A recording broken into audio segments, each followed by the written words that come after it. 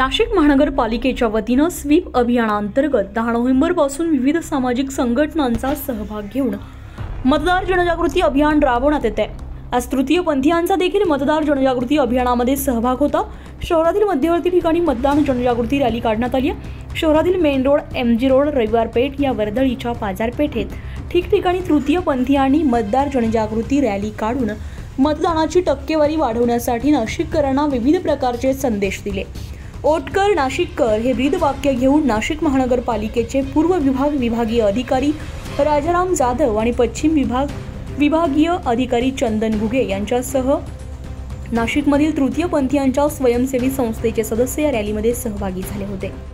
शहरातील विविध व्यावसायिकांनी या रॅलीचे उत्स्फूर्तपणे स्वागत केले। मतदार जनजागृती अभियानामध्ये अनेक व्यावसायिकांनी सहभाग नोंदवला।